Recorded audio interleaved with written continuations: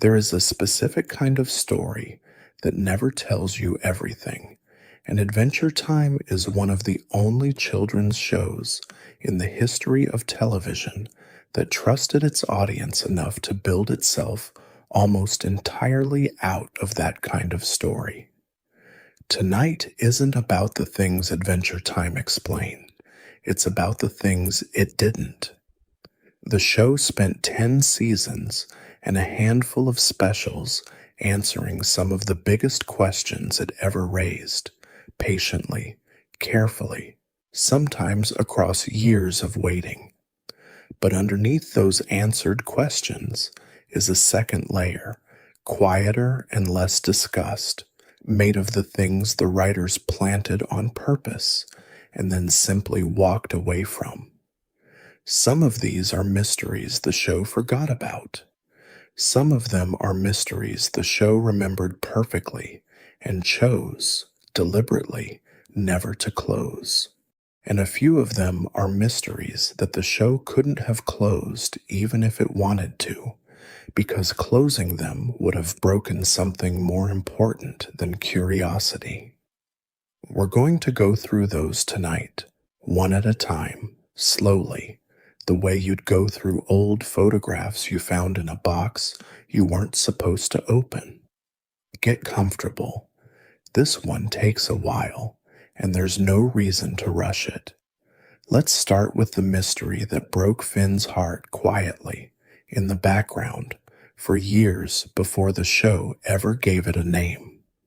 For most of the first 2 seasons, Finn believed he was the only human being left in the land of Oo. It wasn't framed as tragedy at first. It was framed as a fact of his life, something he mentioned the way you'd mention your hometown, offhand and unbothered. Then Princess Bubblegum said something small and specific in the episode Susan Strong, reminding him, almost carelessly, that he was the only human she knew of, and you can watch something shift in his face. He says it makes him feel all soul-searchy and weird, which is such a strange, specific, unpolished way for a cartoon boy to describe grief that it tells you the writers already knew exactly what they were building even this early, whether they'd admit it yet or not. And then, within the same episode, Finn and Jake find a hatch buried under old taffy tree stumps, and beneath it, an underground colony of large, cat-hatted, physically powerful people who speak in broken phrases and flinch at sunlight. Finn names one of them Susan, after mishearing her attempt to say sun. He's electric with hope. He thinks he's found his people. By the end of that same episode, the hope curdles into something more complicated. The other humans, when set on fire by accident during a skirmish with candy children, throw off their hats to reveal mutated, fish-like heads underneath. They are not what Finn is. Something happened to their ancestors that didn't happen to him, some fork in the road that split human survivors into different shapes depending on where they were standing when the world ended. Susan, notably, keeps her hat on. She lets Finn reach underneath it at the very end of the episode, off-screen, in a gesture that the show frames as intimate and important, and his reaction afterward gives nothing away. We never see what he felt under that hat. We only see his face, and his face doesn't decide the question for us. This is not an accident of animation economy. This is the show choosing, on purpose, to let an entire audience of children and the adults raising them sit with an unanswered question about the identity of a character for years, because giving the answer too early would have flattened the ache the show needed Finn to be carrying. It would take until the Islands miniseries, which aired during the 8th season in 2017, for the show to circle back and actually resolve what Susan was. And when it does resolve it, it resolves it with more sadness than triumph. We learn her real name was Kara. We learn that as a child, she was raised in a highly regimented human settlement on an island outside of O, a settlement organized into castes, and that Kara was trained from a young age to be what they called a seeker, someone whose entire function was to make sure nobody escaped the island. Seekers had cybernetic implants installed in them by a woman named Dr. Gross, implants that granted them enhanced strength while also leaving them under Dr. Gross's direct mental control whenever she chose to use it. In the episode Hide and Seek, Kara remembers, in a flashback that plays like a slow-motion wound reopening, that she had a friend named Frida who confided in her a wish to escape the island and see the outside world. Kara, not understanding what she was doing, mentioned this to Dr. Gross. What happened next is one of the more quietly devastating sequences in the entire run of the show. Dr. Gross activates the implant. Kara, now without any say in her own body, is made to destroy Frida's escape boat and capture her former friend by force. She remembers doing it. She remembers the betrayal from the inside in real time, unable to stop her own hands. Before we get to what the show does and doesn't resolve about her, it's worth sitting a little longer inside the specific texture of how Susan enters the story in the first place, because the show builds its mysteries as much through atmosphere as through plot. The underground colony Finn and Jake stumble into isn't presented as a grand, hidden civilization with banners and architecture. It's presented as cramped, dim, and practical, full of garbage repurposed into shelter, lit by whatever these humans could scavenge or build for themselves in the absence of sunlight, which none of them, we learn, have ever actually felt on their skin. That detail alone does a huge amount of quiet work.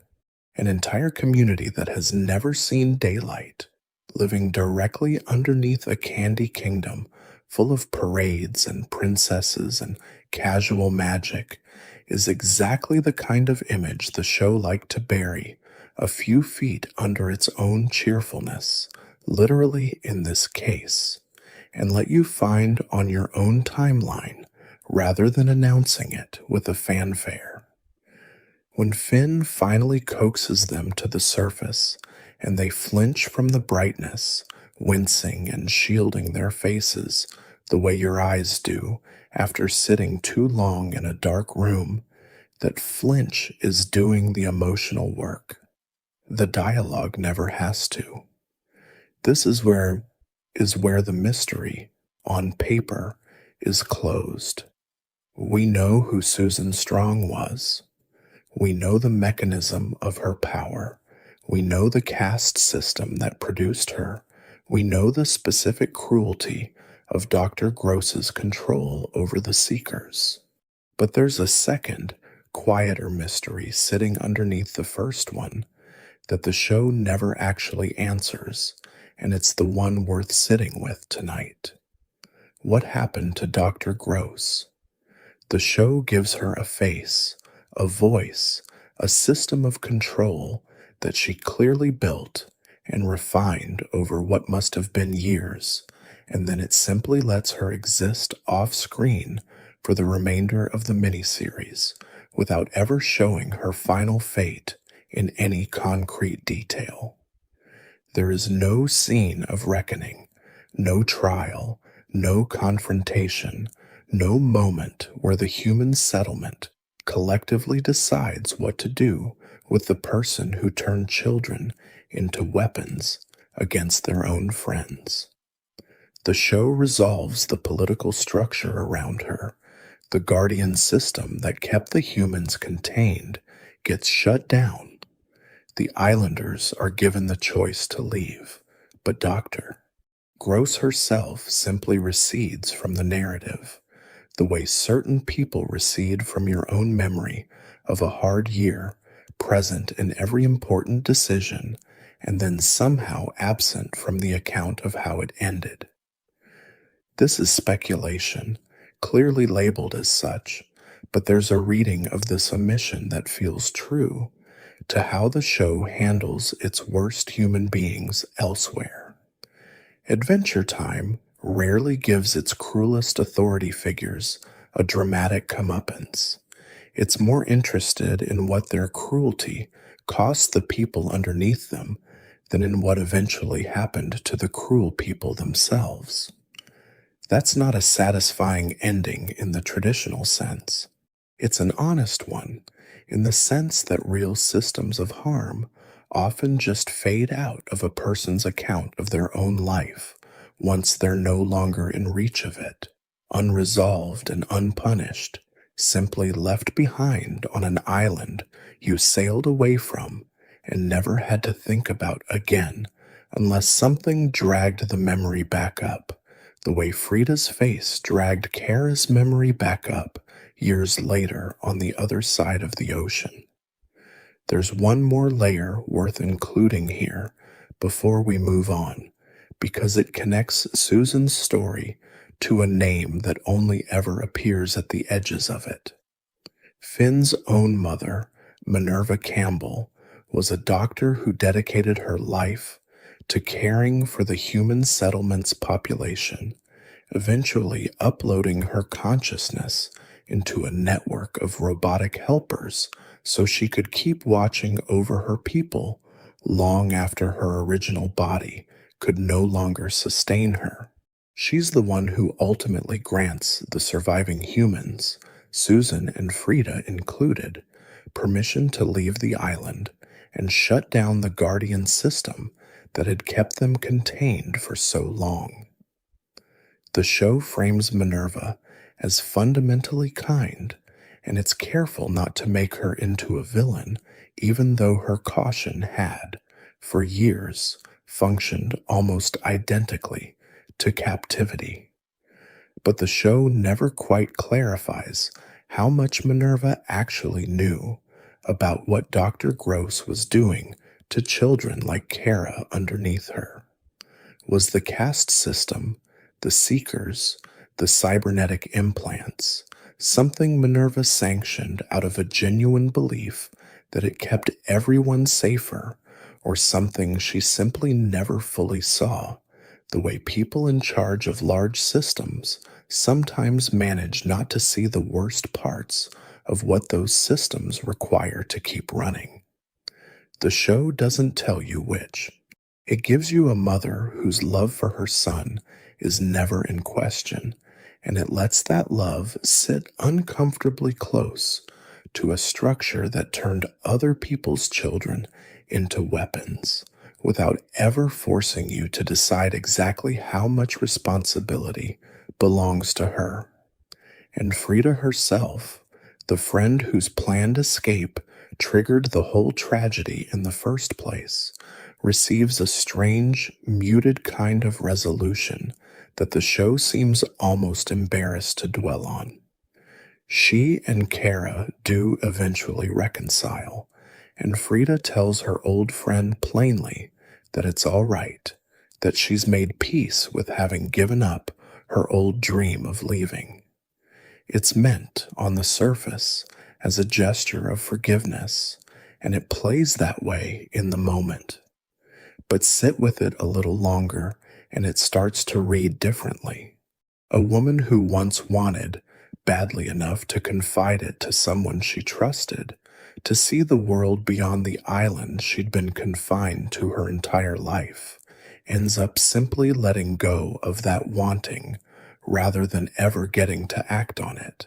And the show frames her giving up on it as a kind of grace rather than as its own smaller, quieter tragedy sitting right next to the larger one. Whether Frida actually stopped wanting to leave, or whether she simply decided it wasn't worth wanting anymore, once the cost of wanting it had already been paid by somebody else's hands, is exactly the kind of small human ambiguity the show leaves for you to decide on your own without ever tipping its hand toward either answer. I'd like you to do something for me before we keep going, and I mean this genuinely, not as filler. Drop a comment below and tell me where you're watching this from and what time it is there right now. I read these. It matters to me more than you'd think to know. There are people scattered across a dozen time zones lying in the dark with this playing, and it changes the shape of what I'm making when I know that. Go ahead, then come back. We're not in a hurry tonight. Now let's talk about the mystery the show refused to close on purpose, and refused to close in a way that it made sure you knew was intentional. Finn's father, Martin Mertens, is one of the most disliked characters the show ever produced, and that dislike is earned through a slow accumulation of small betrayals rather than one dramatic act of villainy, which somehow makes him worse. But before any of that unfolds, before we ever see him charm his way through a con or abandon his son a second time in an outer space diner, we learn something about his past that the show treats with a specific kind of narrative restraint.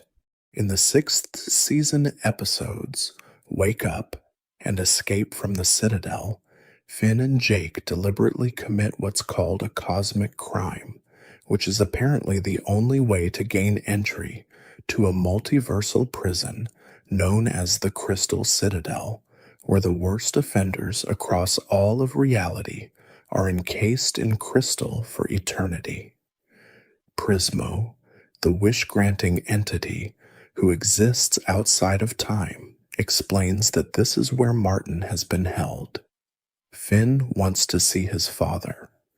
What he doesn't get, and never gets, across the entire remaining run of the show, is an actual explanation of what his father did to end up there. There's a particular quality to how Finn actually behaves once he's inside the Citadel that's worth dwelling on, because it tells you something about what he was hoping to find there before he found it. He isn't cautious. He isn't suspicious the way you'd expect a boy about to meet a father who spent years imprisoned among the multiverse's worst beings to be.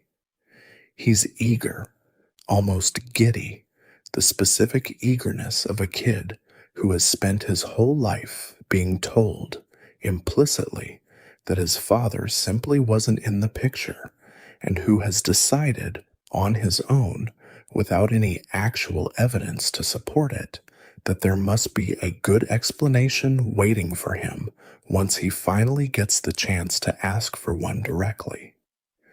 That eagerness is exactly what makes the scenes that follow so quietly brutal to watch. Finn isn't disappointed by a villain. He's disappointed by an absence of villainy dramatic enough to even qualify as a real answer. Martin doesn't unfold into a tragic, misunderstood figure with a story that explains everything. He unfolds into someone who simply isn't especially interested in being asked. Someone who treats his own son's need for an explanation as an inconvenience to be managed rather than a debt to be paid. The mystery of the cosmic crime stays open specifically because Martin himself never treats it as a real question. He changes the subject. He deflects. He behaves, in other words, exactly the way an actual absent parent behaves when confronted by a child who wants to understand what happened, which is rarely with a full confession and more often with a shrug dressed up as charm. This isn't a gap that slipped through the writer's attention. It's confirmed, directly and explicitly, by the Adventure Time Wiki's own documentation of the character, that how Martin made it to space and what cosmic crime he committed to be imprisoned in the Citadel is, as of the show's conclusion, simply unknown. The show gives you the aftermath in exhaustive, uncomfortable detail. Martin escapes the Citadel during the chaos the Lich unleashes there. He becomes the leader of a small group of the worst prisoners in the multiverse, 7 or so cosmic criminals total, including something called the Voidcaster, and the show tells you, almost as an aside, that Martin's ability to persuade people who have nothing left to lose to follow him anyway is inherited, unmistakably, by his son, whose own persuasive warmth is one of Finn's defining strengths used for entirely different ends. We learn Martin eventually transcends into a higher cosmic form after accepting an offer connected to a purple catalyst comet, essentially exiting the story on his own terms rather than paying for any of it. What we never learn, not in the main series, not in Distant Lands, not in Fiona and Cake, is the specific act that got him locked in that crystal in the first place. There's a particular kind of quiet cruelty to this omission if you sit with it long enough. The show is comfortable telling you, in agonizing specificity, exactly how much damage Martin did to the people directly in front of him. It shows you the scene where he sells out his own son for a bag of gold with the casual ease of someone ordering food. It shows you Finn's face in the aftermath, and it does not soften that face for you. But the original crime, the thing that supposedly makes him one of the worst beings in the entire multiverse, stays permanently out of frame. Fan theories have circulated for years trying to fill the gap. Some speculate, and this is pure fan speculation with no textual support, that his crime might connect somehow to the larger cosmic mechanics the show hints at elsewhere: catalyst comets, other timelines, other versions of himself scattered across the multiverse, where he appears sometimes as a vampire hunter, sometimes as a warrior, fighting alongside a version of Princess Bubblegum, versions of him that are strangely more noble than the one Finn actually got stuck with. None of that speculation has ever been confirmed by the show itself. What's confirmed is only the shape of the hole where the answer should be. And maybe that shape tells you something anyway. A father whose worst act is never named is, in a specific and uncomfortable way, a father whose worst act could be anything, and Finn has to live the rest of his life inside that uncertainty, unable to fully hate his father because he was never given the full and specific reason to. There's a second mystery folded inside this one, and it belongs less to Martin specifically than to the strange prison he escaped from. The Crystal Citadel, as the show describes it, exists in a realm outside conventional space, structured around 6 massive crystal pillars, each with its own gravitational field, all of them held in place by the gravity of the realm's absolute center. It's the kind of location the show only ever shows you in glimpses, never in a full establishing shot that would let you actually understand its scale, which keeps it feeling less like a set and more like something half remembered from a dream you can't fully reconstruct once you're awake. The only confirmed way in or out is through a portal opened by one of the Citadel's own guardians in the act of apprehending a new cosmic criminal, which means the place is, by design, almost impossible to escape under ordinary circumstances. It held its prisoners encased in crystal, alive but frozen, for what the show implies could be eons, an eternity spent conscious or unconscious, we're never told which, inside a substance that preserves you exactly as you were at the moment of your capture. What breaks this system open is the Lich, who commits his own cosmic crime by killing the wish-granting entity Prismo, and is dragged to the Citadel as punishment, only to raise the entire prison once he arrives, since the Guardian's signature method of destroying dangerous life has no effect on something that already embodies the end of all life. In the chaos of that destruction, a group of 7 prisoners manage to escape, riding a crystal shard through a portal into the vacuum of space that one of them, a being called the Voidcaster, tears open at the critical moment. Martin becomes their leader almost immediately, which the show frames as consistent with everything else we know about him, a man capable of making even the worst beings in the multiverse trust him within minutes of meeting him. And this end. Having given you this whole vivid escape sequence, the show simply lets 6 of those 7 prisoners walk out of the narrative entirely. We're told, in a later episode featuring a cosmic auditor named Scarab, that at least one of them, the Voidcaster, was eventually tracked down and neutralized, which implies that some larger cosmic authority spent time afterward specifically hunting the rest of the group. But the show never confirms how many were eventually caught, what happened to the ones who weren't, or whether any of them are, as of the story's current and ending point, still loose somewhere in the multiverse, carrying whatever crimes originally got them imprisoned into worlds that have no idea what's walking among them. Their survival, the show's own documentation notes plainly, is presently unknown, though plausible.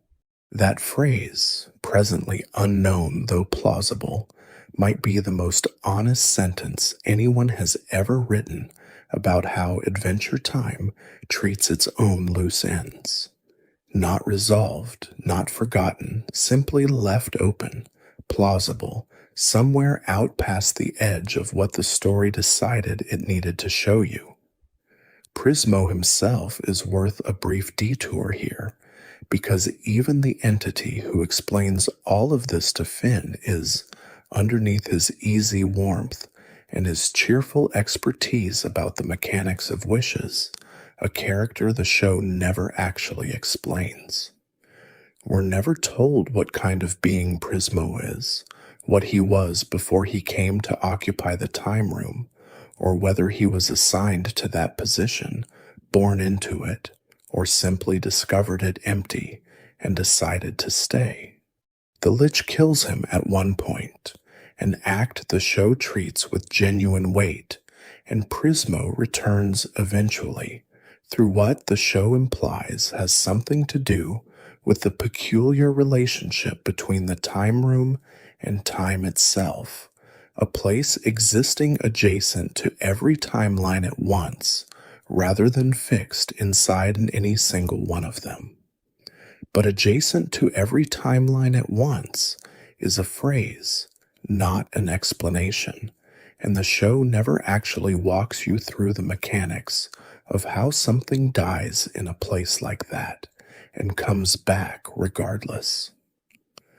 Prismo simply is, again, cheerful and unbothered, exactly as he was before, and the show trusts you to accept that the rules of ordinary mortality were never going to apply cleanly to someone who lives outside the very structure mortality depends on. It's worth pausing here to notice something the show does elsewhere that makes this specific silence feel even more deliberate, because Adventure Time is not actually a show that's afraid of answering its family mysteries. It answered one of its strangest ones directly, almost bluntly, years before the Martin question was even raised. For most of the series, Jake believed, the way most of us believe things about our own childhoods without ever really checking, that his stretching powers came from rolling around in a magical mud puddle as a puppy. It's a charming, throwaway explanation, exactly the kind of thing a show aimed at children could have left alone forever without anyone objecting.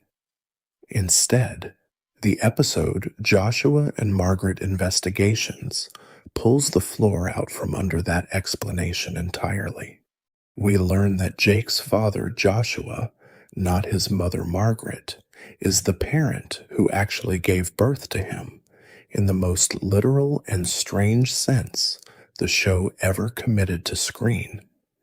During an investigation years before the series begins, Joshua was bitten on the head by a shape-shifting extra-dimensional creature, and Jake was later born from the resulting pustule, inheriting the creature's shape-shifting biology along with, presumably, its ability to stretch and reform its body at will. Joshua and Margaret made a private decision, one they apparently kept between them until they died, never to tell either of their sons the truth about how Jake came to exist. Jake finds out anyway, eventually, in the first investigation, when a time slip lets him witness his own birth directly. The show later gives the creature a name, Warren Ampersand, and reveals in Jake the Star Child that Warren has fathered other hybrid offspring across various worlds and has, without much guilt attached to any of the others, drained several of them of their power to sustain himself, admitting outright that Jake is the only one of his children he ever felt bad about doing this to.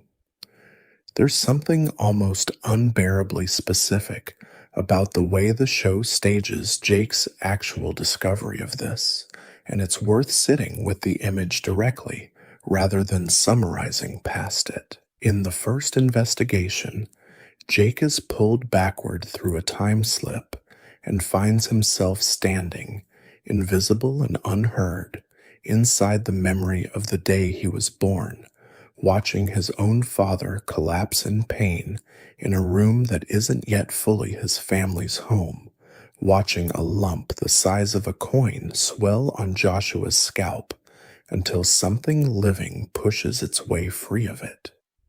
He watches Margaret's face during this, not horrified exactly, more resolved, a woman deciding in real time that whatever this creature turns out to be, she's going to raise it as her own regardless. Jake, watching all of this happen to people he has only ever known as his steady, ordinary parents, has to reconcile the parents he grew up with against the two frightened, determined people making an enormous decision in a single terrifying afternoon before he existed in any form he'd recognize. He doesn't get to ask them about it afterward, because they never told him while they were alive, and the show is specific about this detail too, that Joshua and Margaret took the truth to their graves, rather than ever finding a moment that felt right to share it. Jake finds out only because the universe, almost accidentally, shows him. What makes this resolved mystery worth returning to isn't the plot mechanics of it. It's the shape of the choice underneath it. A choice about withheld information made out of love rather than shame, and how differently that choice reads compared to Martin's silence about his own crime. Joshua and Margaret's secret protected Jake from a truth that might have made him feel less like their son. Martin's secret, whatever it actually is, protects nothing but Martin. The show gives you both kinds of unexplained parentage in the same universe, one eventually opened with tenderness, and one permanently sealed with indifference, and the contrast between them is doing quiet thematic work, whether or not you ever consciously notice it while watching. I bring this one up specifically because it's the mirror image of the Martin mystery, and putting them side by side tells you something true about how deliberately the show chooses what to explain. Jake's origin is objectively stranger than anything involving Martin. It involves interdimensional biology, secret parental deception maintained for over a decade, and a predatory alien parent who has systematically betrayed his own children before. And the show simply tells you all of it, plainly, in sequence, trusting that the strangeness will land better through clarity than through mystery. Martin's crime, by contrast, is comparatively mundane in scale, a single unnamed act by a single unremarkable man, and the show refuses to give it to you at all. The difference isn't about how strange or how dark a mystery is, it's about what kind of emotional work the mystery is doing. Jake's origin needed to be revealed because the show wanted you to feel the specific tenderness of two ordinary parents choosing, out of love, to protect a truth their son didn't need to carry. Martin's crime needed to stay hidden because the show wanted you to feel exactly what Finn feels, which is the specific, low-grade, permanent discomfort of loving someone you were never given enough information to properly judge. There's a similar tension sitting inside one of the show's strangest recurring figures, and this one operates almost entirely through dreams, which gives it a different texture from the mysteries we've covered so far. The cosmic owl is a cyclopean, perpetually drowsy-looking entity who appears, without warning or explanation, for most of his early appearances, inside the dreams of major characters at moments that later turn out to matter enormously. He shows up in a dream Jake has before certain dangerous events, in dreams Finn has before confrontations with the Lich, and the show treats his presence with an almost superstitious weight among the characters themselves.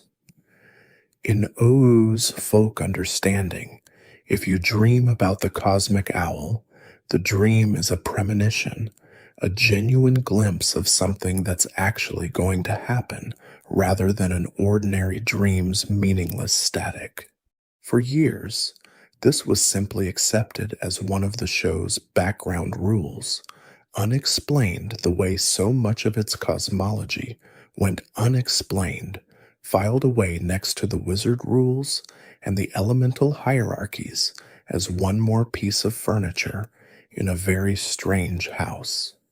Then, in the 6th season episode, Hoots, the show finally gives him an interior life, and what it reveals is stranger and sadder than most fans were expecting.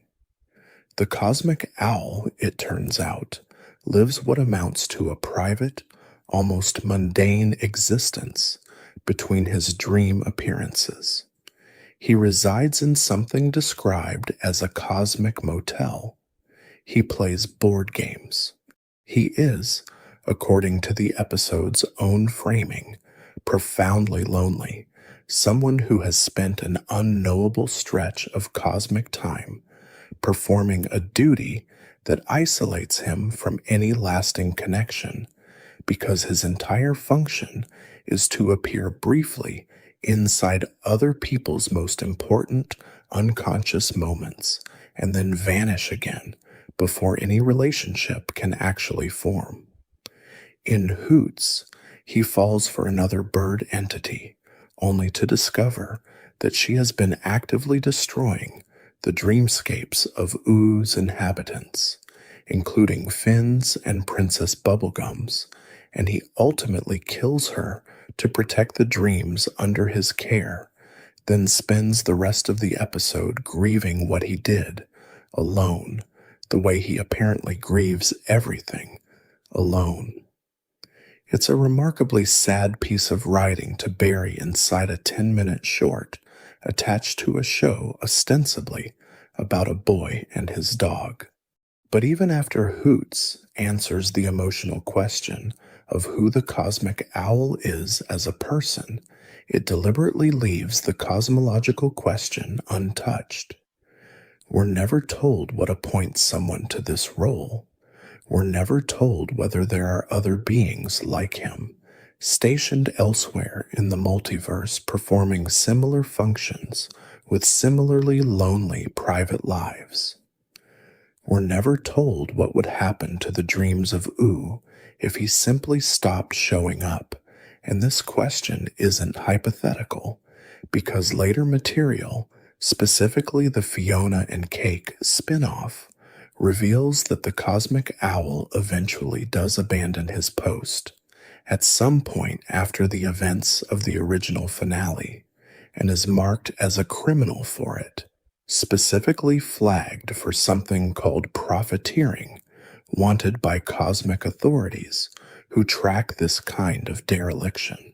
This detail exists in the newer material as confirmed information, but the reason behind the abandonment, what exactly the cosmic owl was doing instead of his duty, and what profiteering even means in a cosmic bureaucracy this strange, is left almost entirely to inference.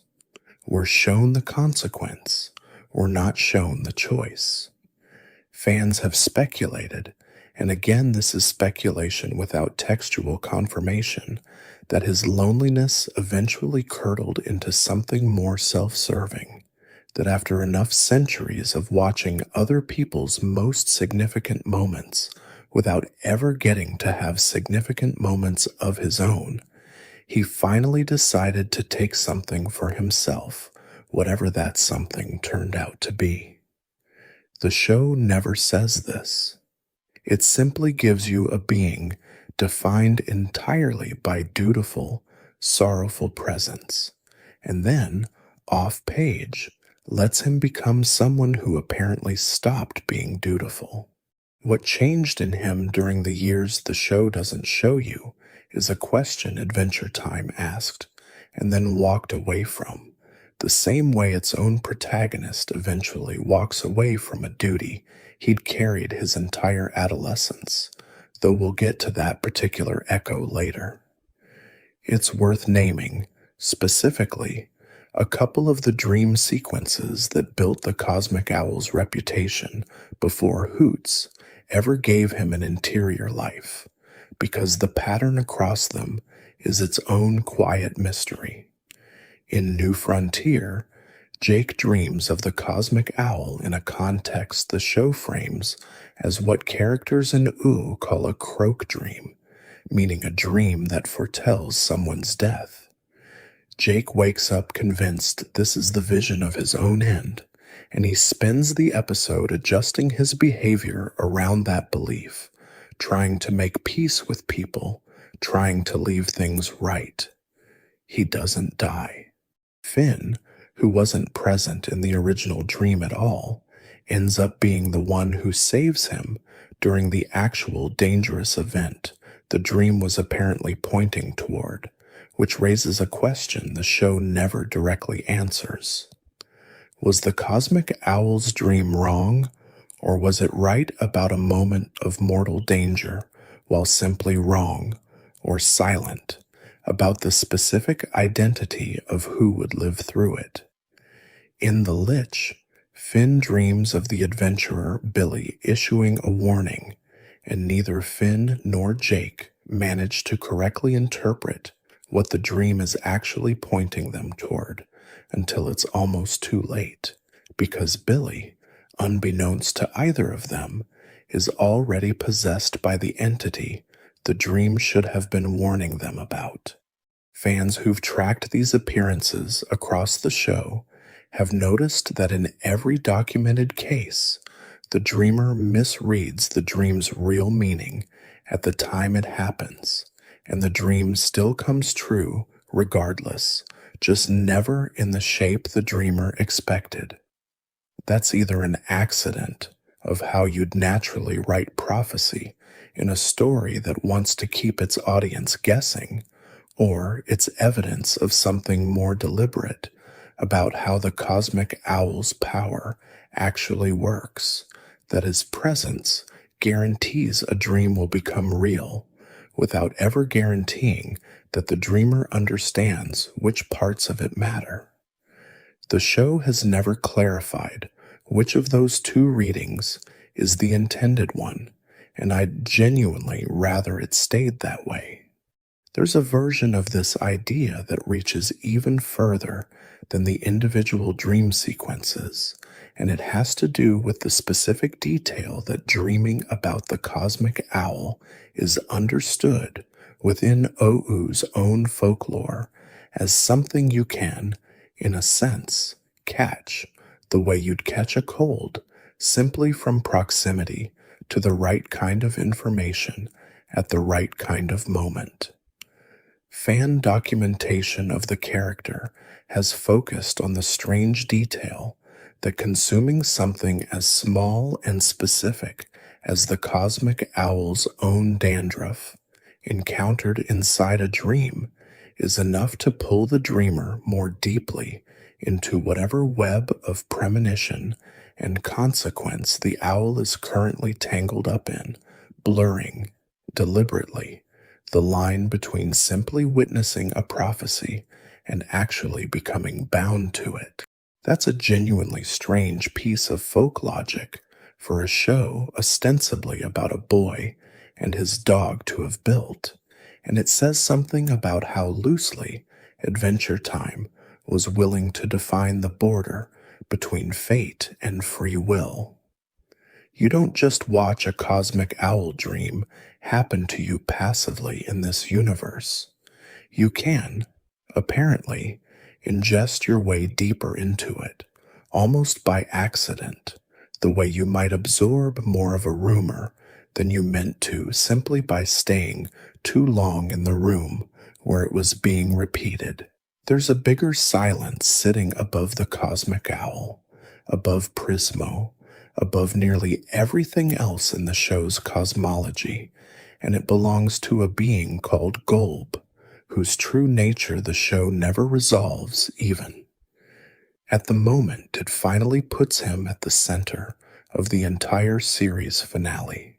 Golb first appears, almost as a joke, in the 2013 episode Puhoi, in which Finn retreats into a pillow fort that turns out to be an entrance to an entire pocket universe called Pillow World.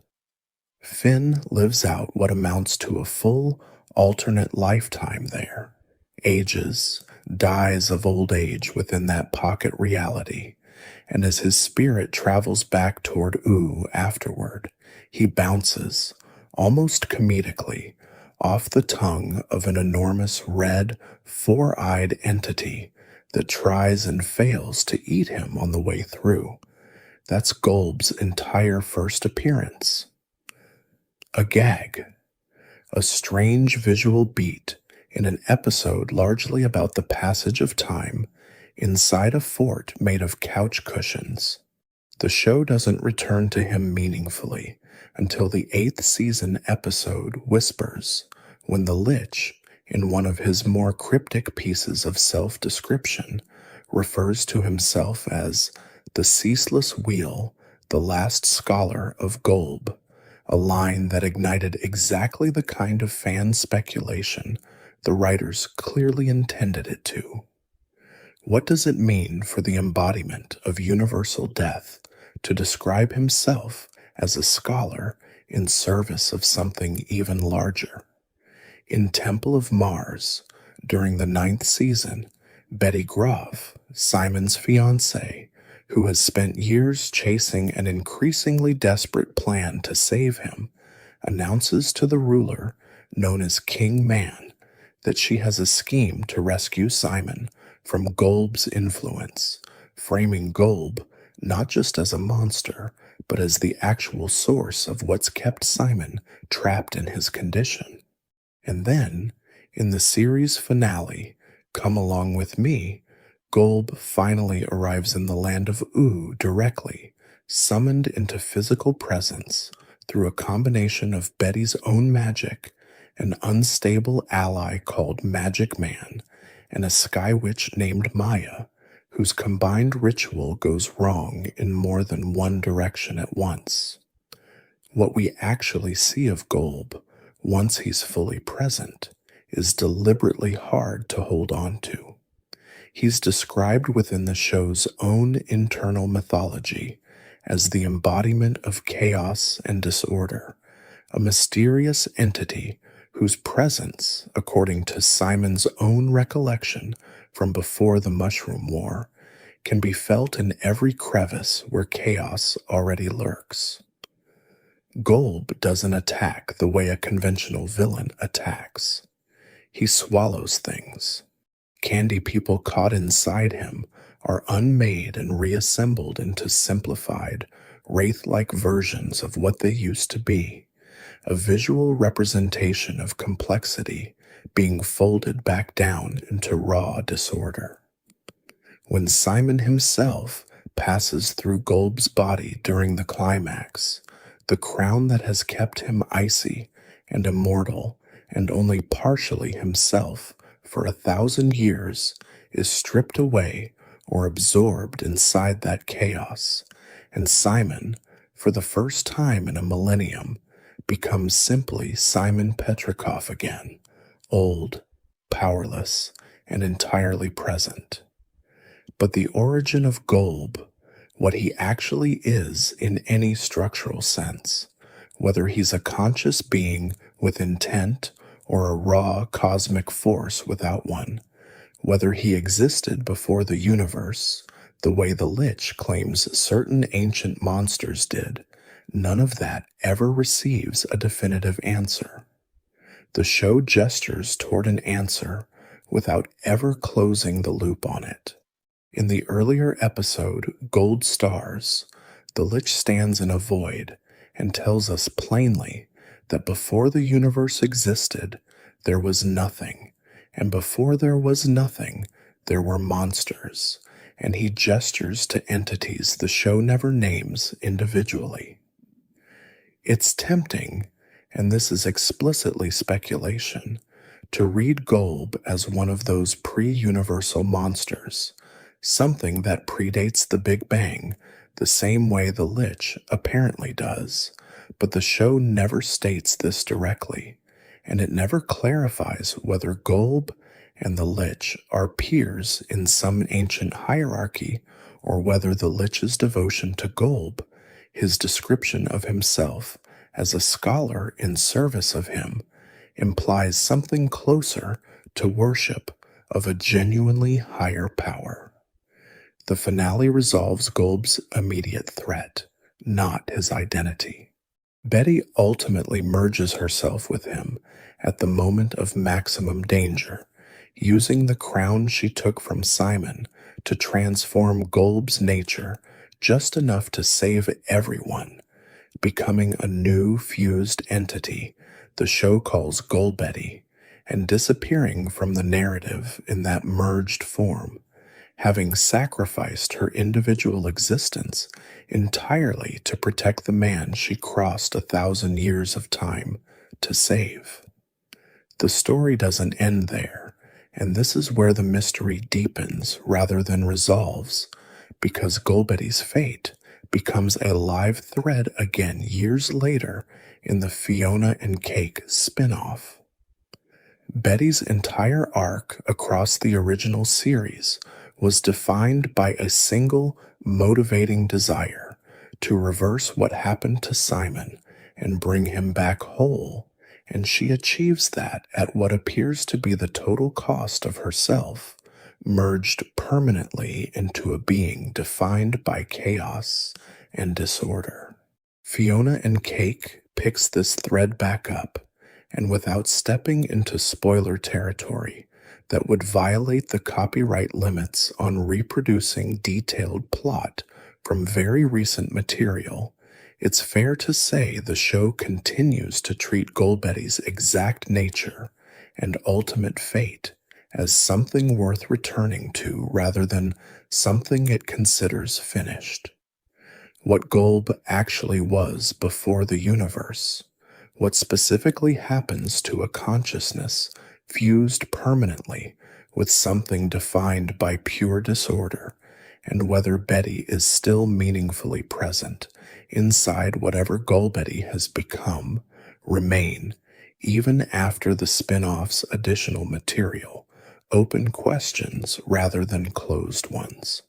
The show seems to have decided, across more than a decade of storytelling, that Golb works better as a permanent horizon than as a solved equation, a force whose entire narrative function depends on staying just outside the edge of what any character or any audience member can fully explain. It's worth lingering for a moment on the specific way the show chooses to visualize him, because Golb's design is doing a version of the same work his backstory refuses to do. He isn't rendered with the kind of clean, singular silhouette the show usually gives its major threats. The Lich's gaunt green shape, the Ice King's recognizable crown and beard. Golb is enormous, red, four-eyed, vaguely infantile in the roundness of his features, and almost impossible to hold a consistent mental picture of between appearances, because his physical form seems to shift depending on the context he's shown in, sometimes closer to a single towering figure, other times closer to a shapeless mass that simply happens to have eyes somewhere on its surface. There's a specific unease in watching something that powerful rendered with features that read at a glance, almost like a toddler's face. And it's hard not to read that choice as intentional. Chaos, in the show's own visual language, doesn't look like a monster designed to be immediately frightening. It looks like something that hasn't finished being anything in particular yet, something still partway through to becoming and whatever it's going to be, which is a more unsettling idea than a fixed monstrous shape would have been, because a fixed shape at least tells you what you're dealing with.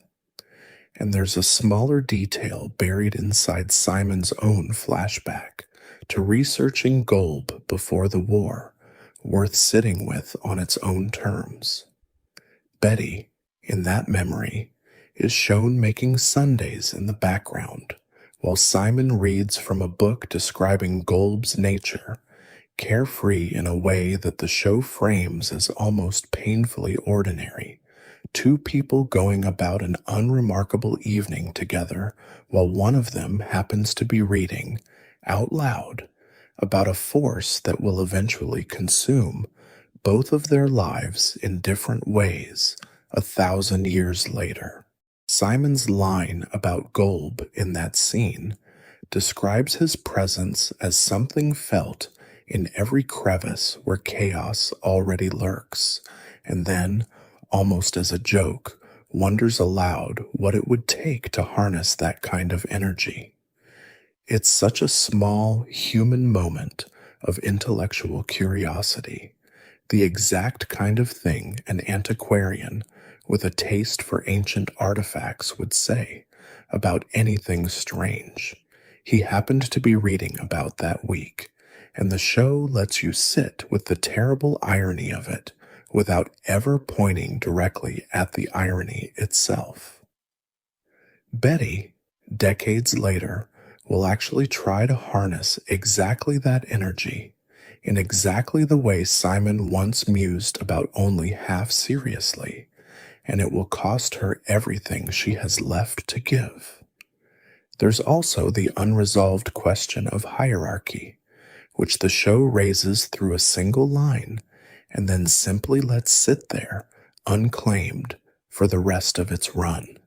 The Lich's description of himself as the last scholar of Golb implies, structurally, that there were other scholars before him, an entire lineage of beings devoted to studying or serving Golb across some span of time the show never bothers to sketch out.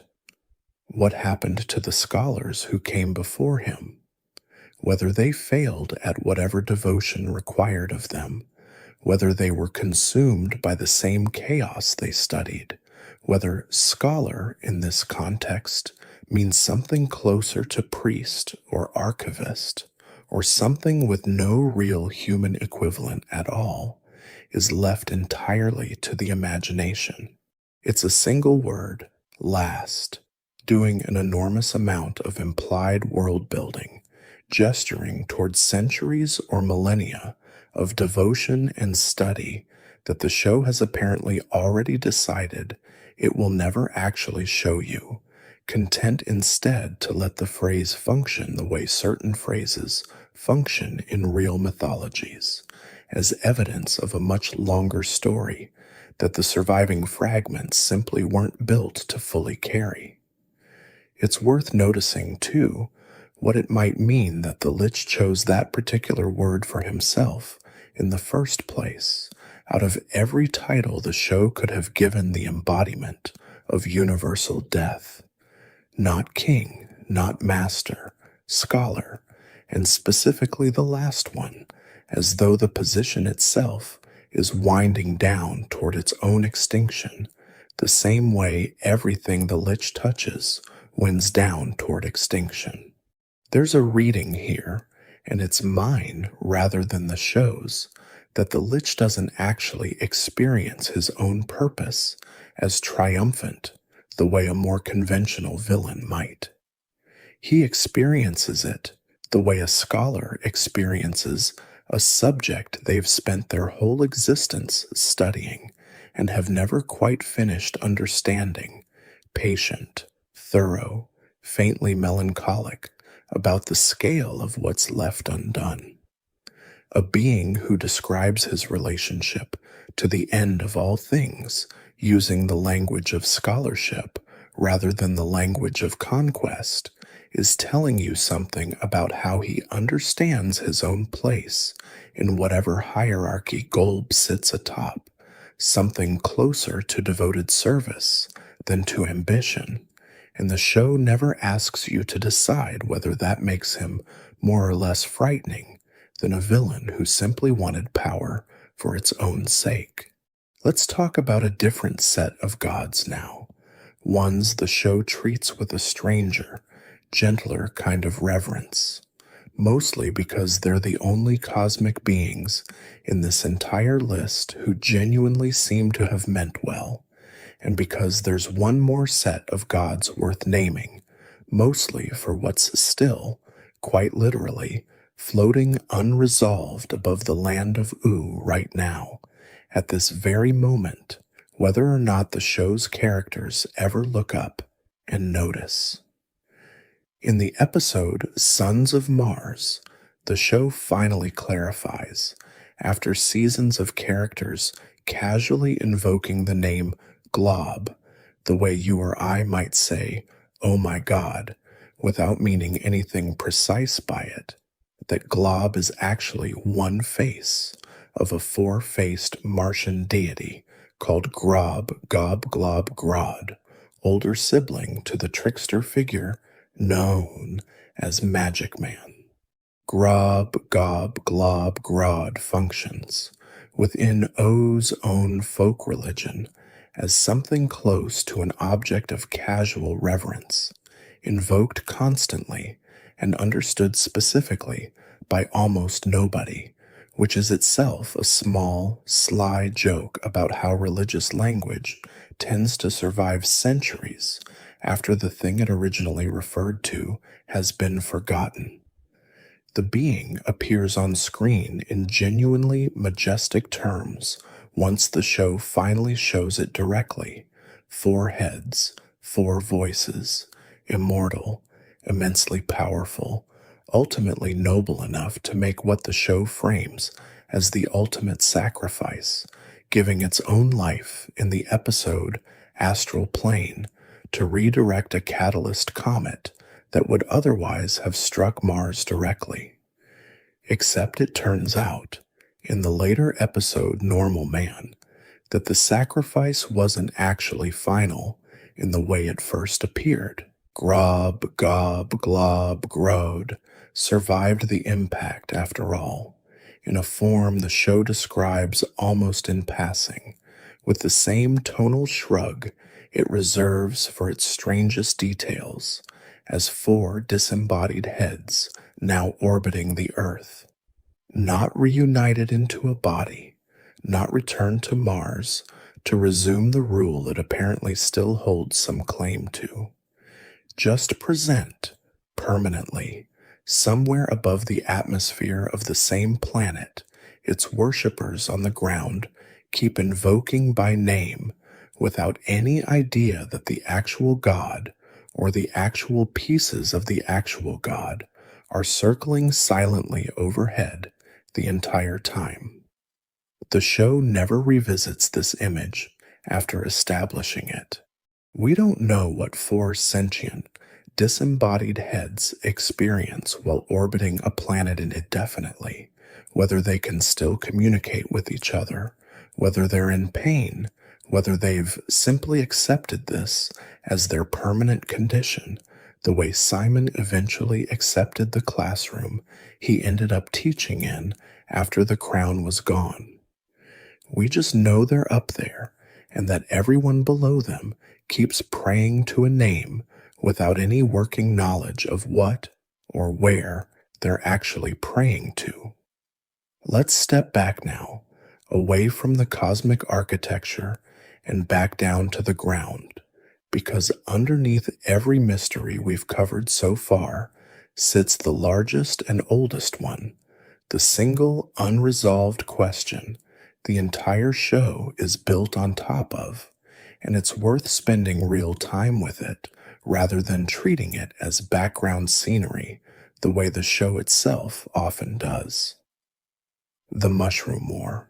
Nearly everything in the land of Oo exists because of it, and yet the show, across its entire run, never once tells you who started it, when exactly it happened down to a specific year, or what the full geopolitical shape of the conflict actually was.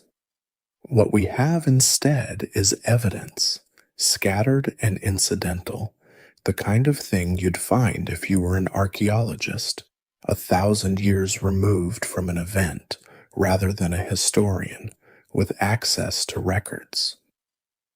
We know, because the show confirms it through visual and textual detail rather than direct narration, that the war was primarily nuclear in character, hence the name, evoking the distinctive mushroom cloud of an atomic detonation. We know that it also involved something described as mutagenic, a weapon or set of weapons whose function went beyond simple destruction into active biological transformation, rewriting the genetic and even magical structure of the organisms exposed to it, which is the specific mechanism the show uses to explain why the aftermath produced candy people and slime creatures, and elemental beings, instead of simply a scorched, empty landscape.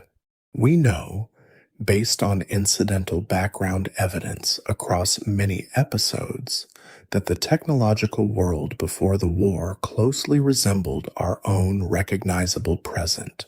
Corporate logos on briefcases, highway signage, the general shape of contemporary architecture, and we know from a specific detail the Adventure Time wiki has documented a penny visible in the episode King of Mars, bearing a partially obscured year reading 20XX, that the war likely occurred sometime in the 21st century as understood from a real-world calendar.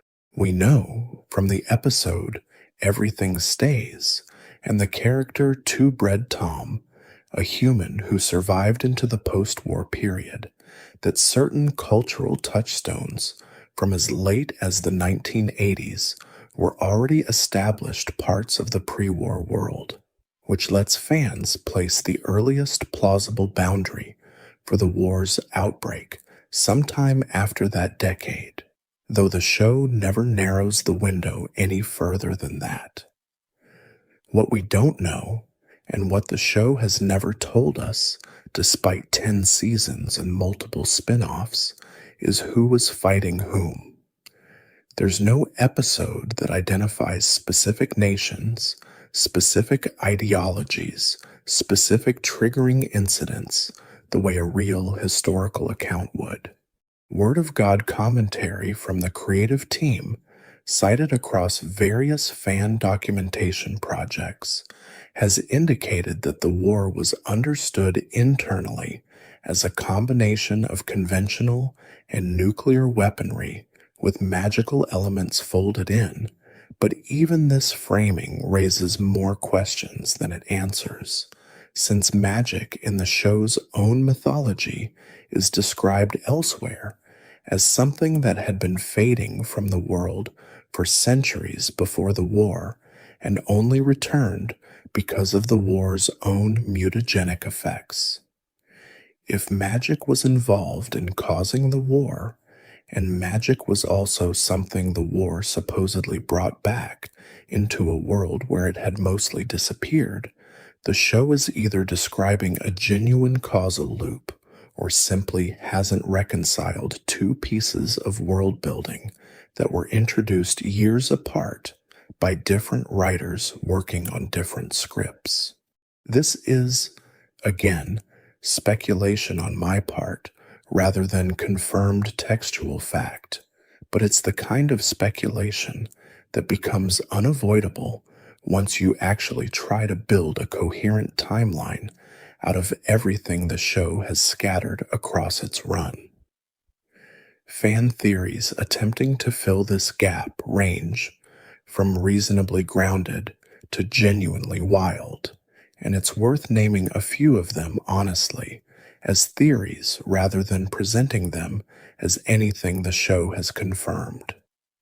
Some fans, working from the detail that Betty Gruff is later shown to possess unusually advanced scientific and magical knowledge, have speculated that she may have had some connection to the weapons research that led to the war, though this remains entirely unconfirmed and isn't supported by any direct statement from the show itself.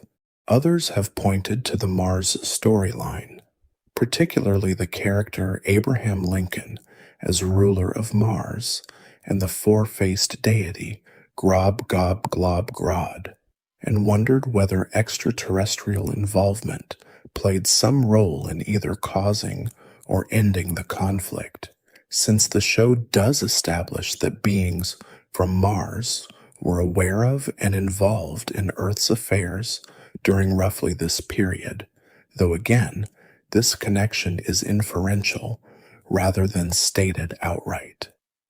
What's actually confirmed, without any speculation attached, is only the aftermath. The war happened. It was devastating on a scale that reshaped the physical geography of the planet, visible even from an aerial view of the Land of Ooze map, where a literal chunk of the continent appears to be missing. It killed the overwhelming majority of the human population and transformed most of the survivors into something no longer straightforwardly human. And then, having done all of that, the show simply lets the specific mechanics of how it started disappear into exactly the kind of historical fog that would genuinely surround an event like that 1,000 years later, when nobody who witnessed it firsthand is left to correct the record, and the only voices still speaking about it are frozen ice wizards with fractured memories and vampire queens who were too young at the time to understand what she was watching. The evidence the show does give you is worth walking through slowly, because it's scattered so casually through background frames that most first-time viewers never register even half of it consciously, and that casualness is itself part of the argument the show is making about how history actually survives. There's a scene, referenced by fan documentation of the series, in which Jake clicks on an old radio inside Marceline's house and mentions, almost as an aside, that manufacturers stopped making that particular model before the Great Mushroom War, treating the war the way you or I might treat a phrase like, before the internet, a casual temporal marker rather than a historical event anyone in the room feels the need to explain further. There are collapsed overpasses wrapped in vines in the far background of adventures that have nothing to do with the war at all. There's a forest scene, unrelated to any Mushroom War plotline, where a car with the words, "Wash me," still faintly visible on its dust-covered window sits abandoned among the trees. A joke someone wrote on a car before an apocalypse, still legible 1,000 years later, outlasting the person who wrote it and everyone who would have found it funny. There's the detail, confirmed through the show's own visual continuity, that rocket ship technology, ordinary spacefaring capability that the pre-war world apparently possessed, simply hasn't been reinvented by the time of Finn and Jake's adventures, an entire category of human achievement lost so completely that nobody in OO even frames its absence as a loss, because nobody left remembers there was ever anything to lose. The mutagenic mechanism itself deserves a slower look too, because the show treats it with a kind of confident vagueness that only really works if you don't stop to ask it too many follow-up questions, which is exactly why it's worth stopping to ask them here. We're told, through Pendleton Ward's own comments cited across fan documentation of the series, that magic had been quietly fading out of the world for a long stretch of human history before the war, retreating the further technology advanced, the way certain old folk beliefs recede once electric light makes it harder to be frightened of the dark. The mushroom bomb, according to this same account, reversed that fade, reintroducing magic into the world's biology at the exact same moment it was busy destroying nearly everything that biology had built. What the show never explains, and what genuinely can't be explained through anything resembling real chemistry or biology, is the actual mechanism by which a weapon does both of those things simultaneously, killing on a mass scale while also rewriting the deep genetic structure of whatever survives closely enough to produce candy, people and slime creatures, and elemental beings, instead of simply corpses and ash. This isn't a criticism of the show's science, because the show was never trying to be a science fiction property with rigorous internal physics.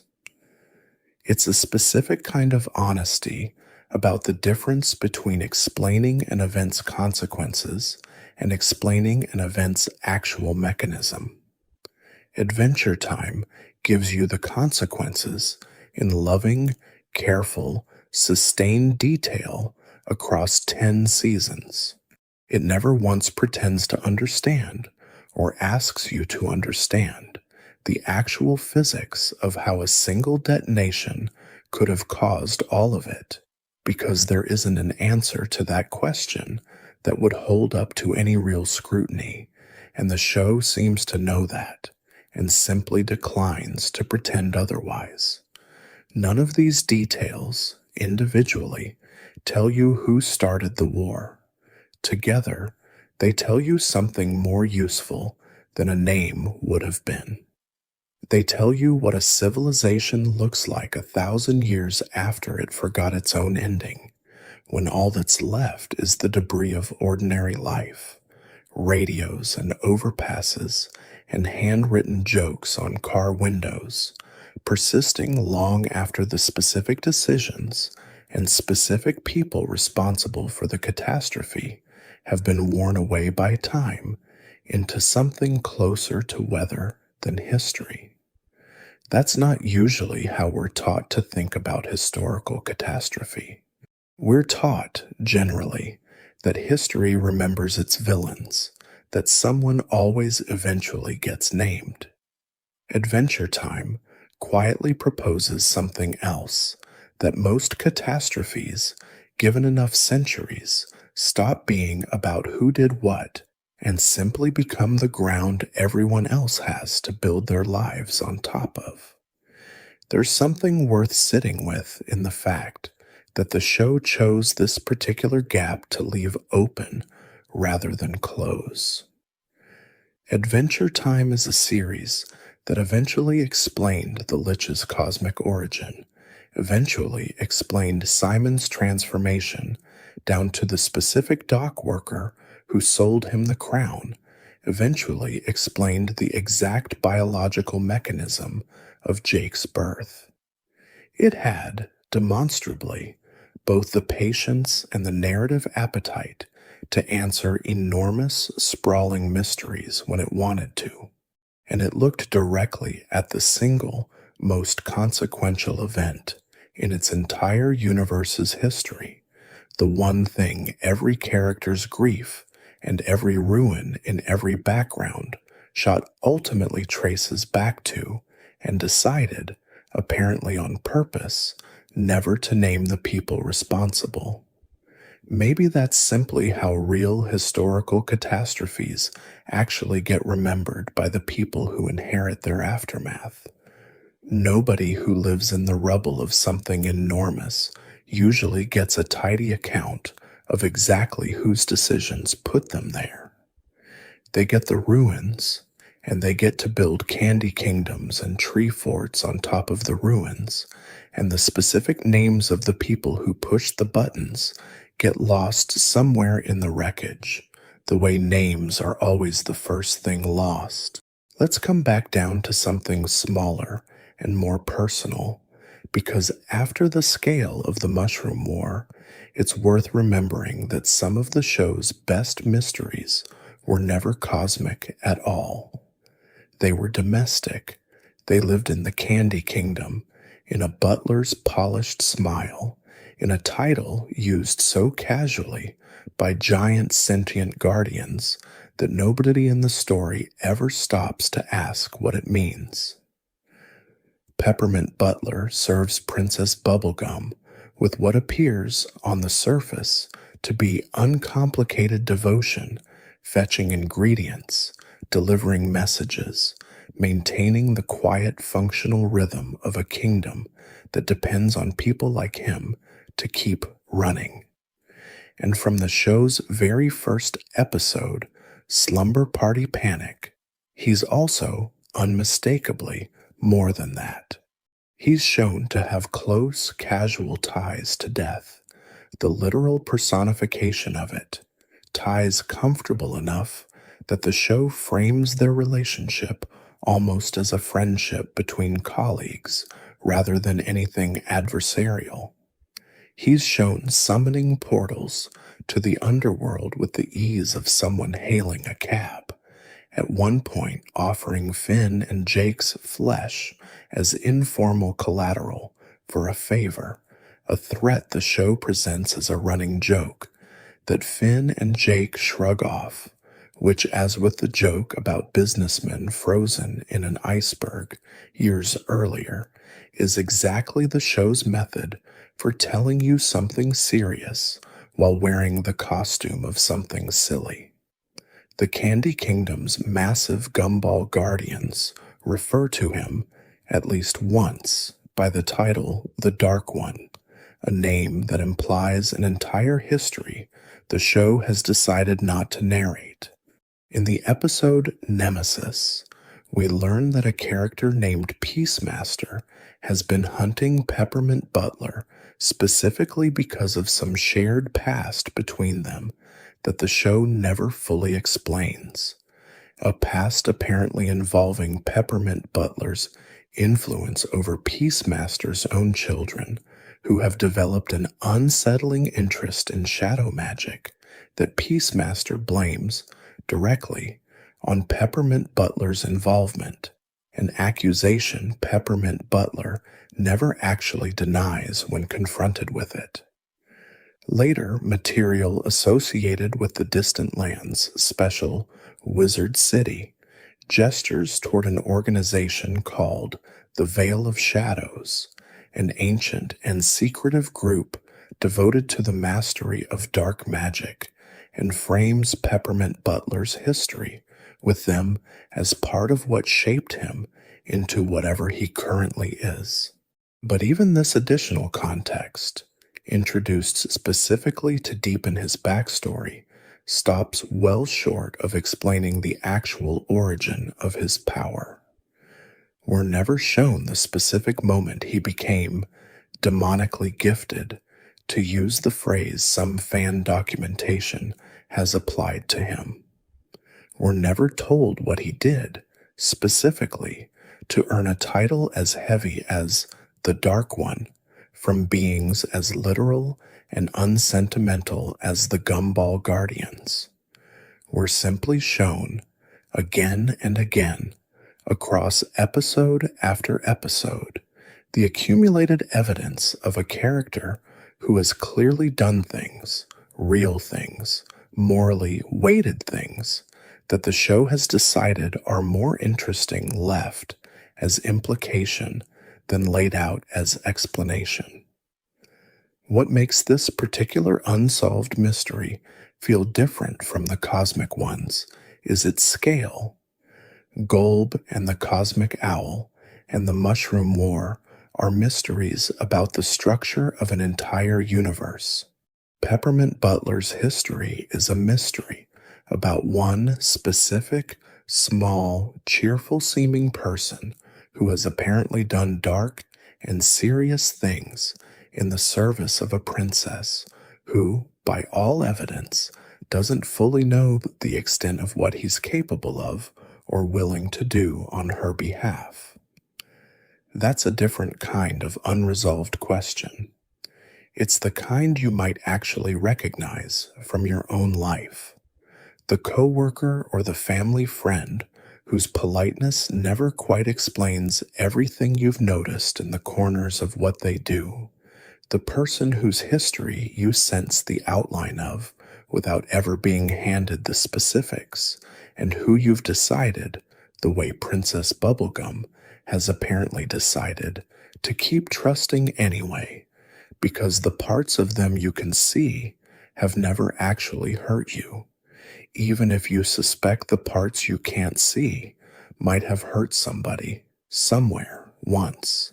There's a specific detail from the episode The Eyes that's worth sitting with directly, because it's such a small moment and the show never returns to it, which is exactly why it works.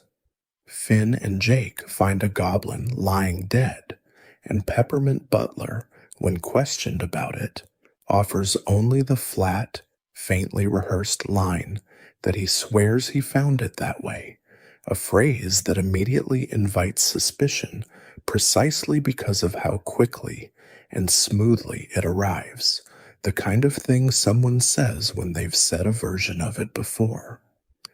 The show doesn't confirm he killed the goblin. It doesn't clear him either.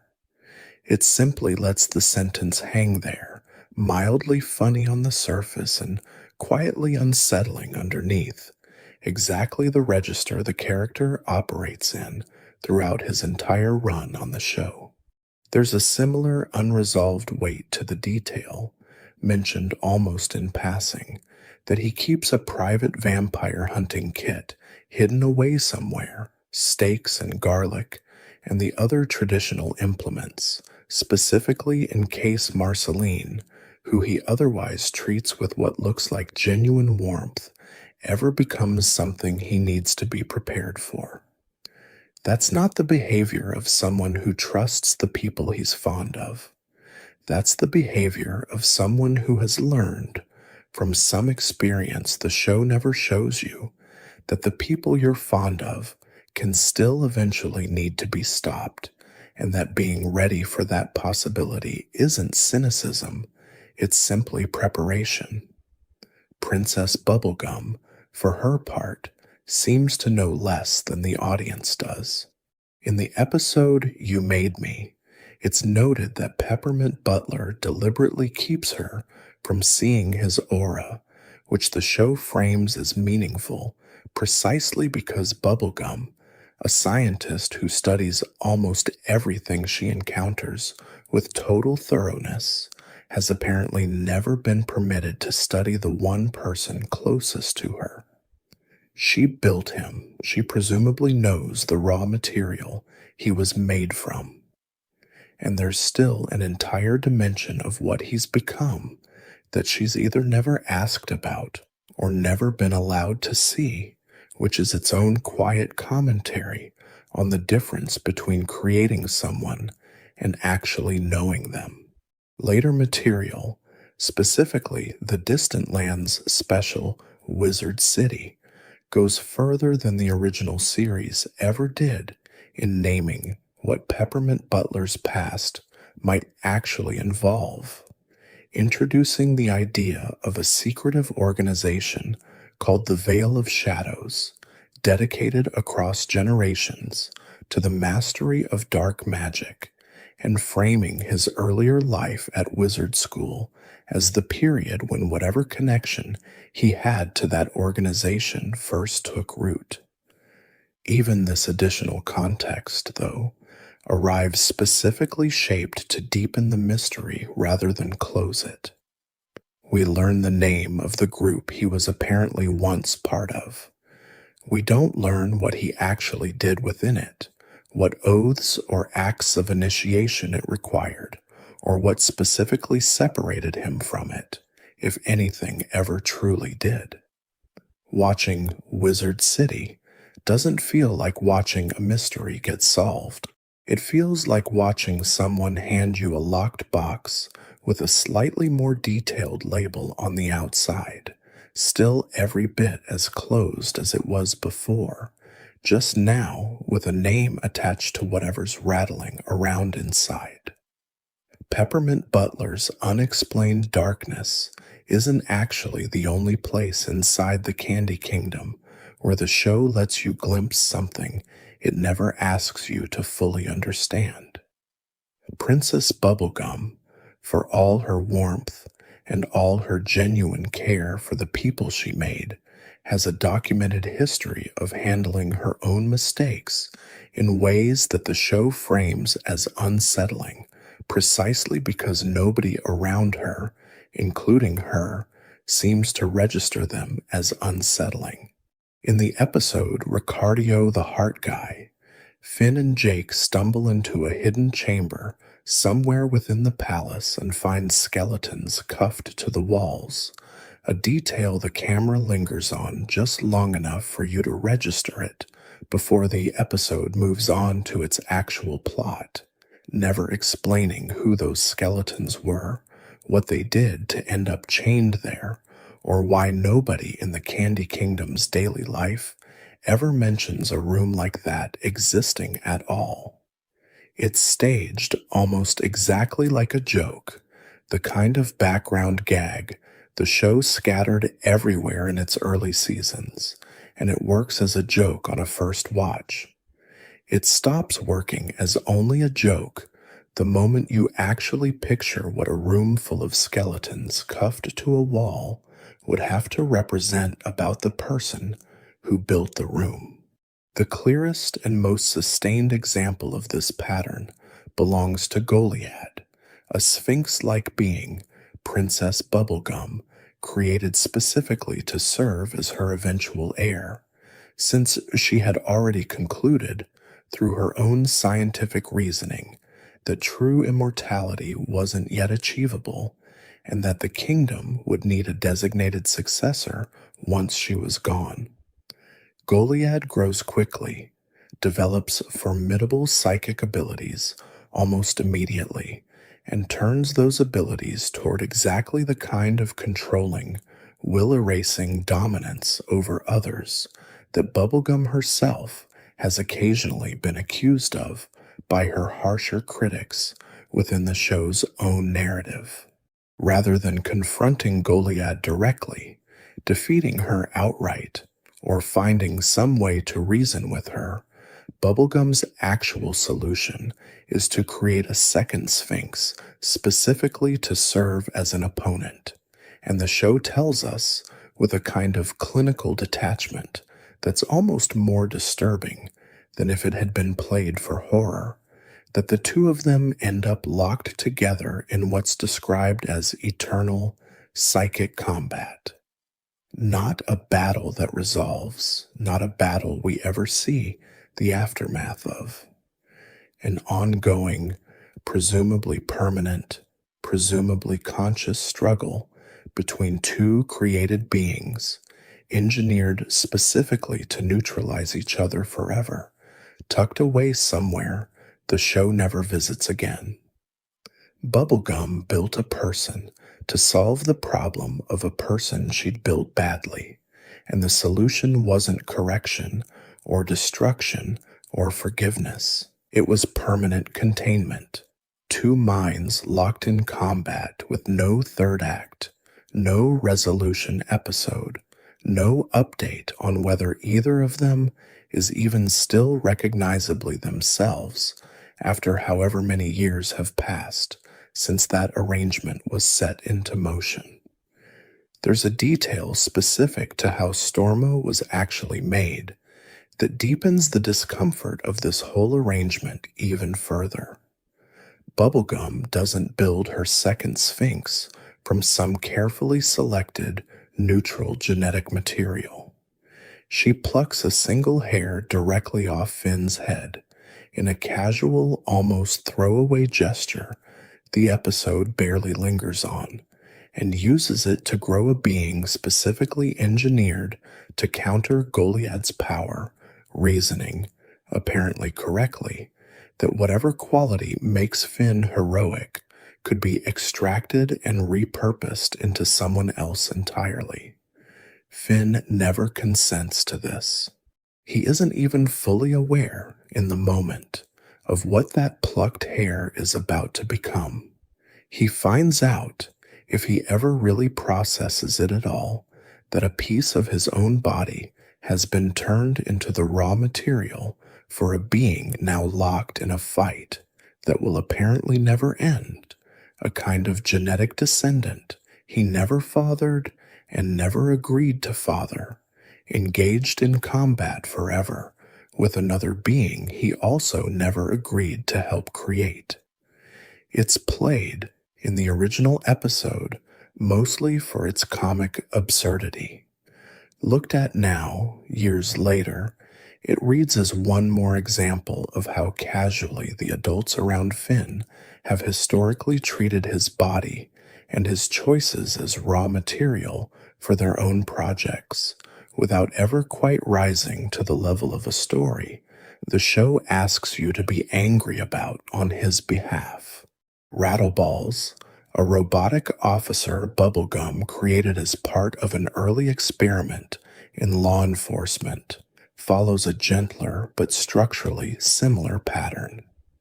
The force he belonged to became too eager for violence, and Bubblegum ultimately had them destroyed, all of them except Rattleballs himself, who is spared specifically because he demonstrates, through his own deliberate self-meditation and his own effort to argue his case to her directly, that he's capable of choosing restraint.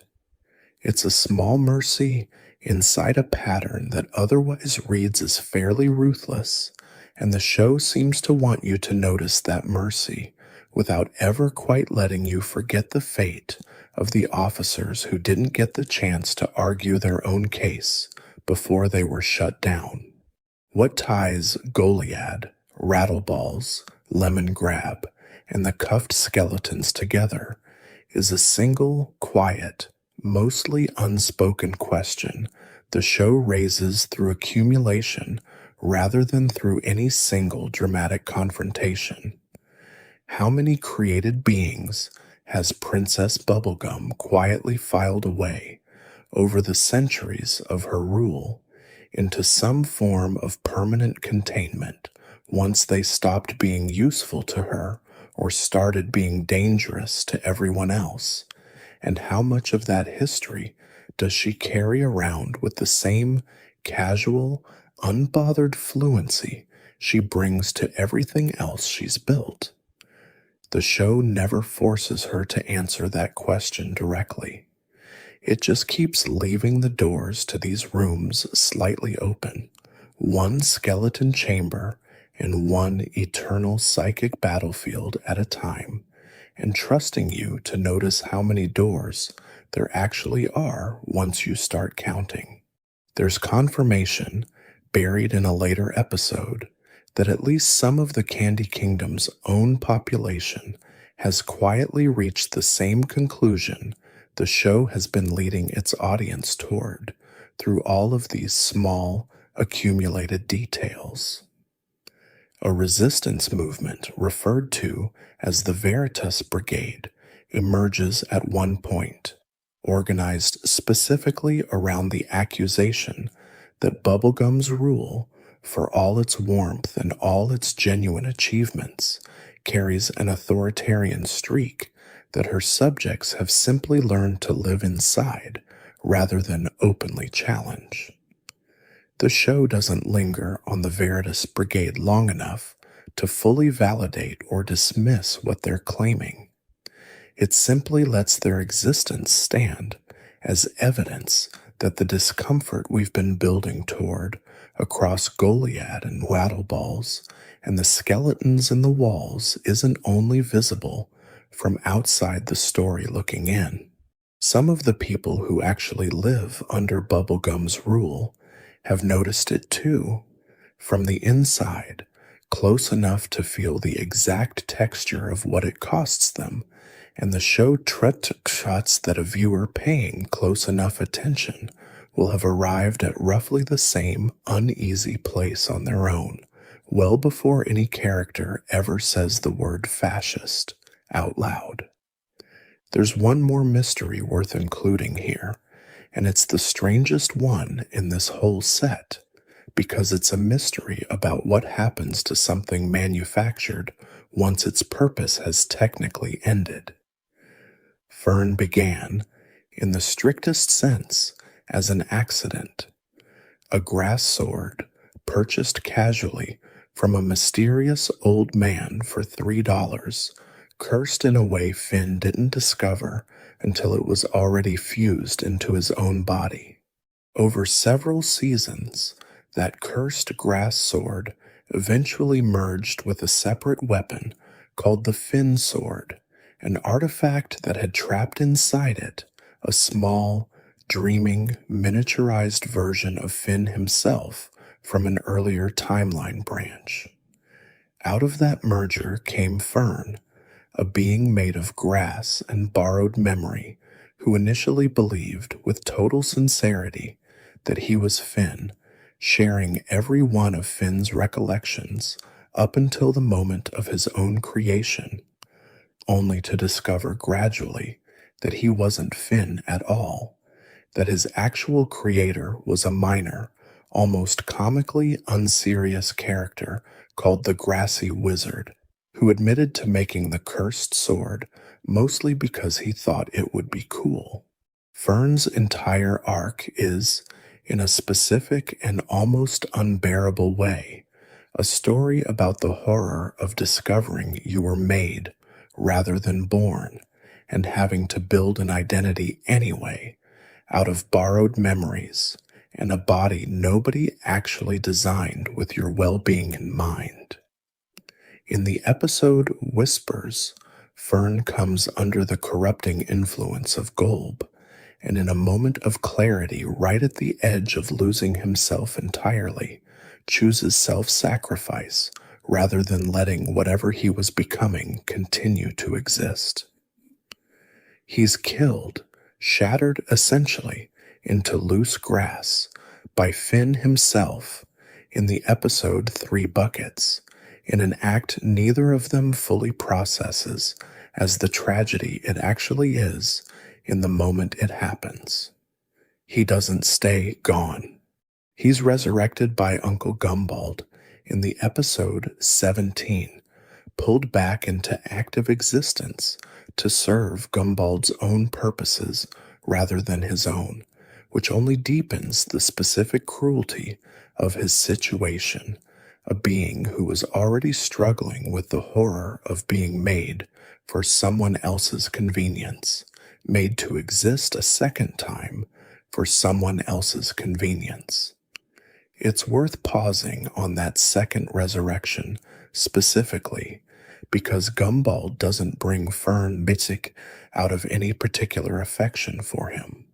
Gumbald's own arc is built around a decades-old grievance against Princess Bubblegum, a claim to the Candy Kingdom's founding that he believes was stolen from him, and Fern, in the moment Gumbald chooses to revive him, is simply a useful weapon lying dormant in the grass, a being with a demonstrated grudge against Finn that can be repurposed towards somebody else's decades-old feud without anyone bothering to ask Fern what he might actually want out of coming back.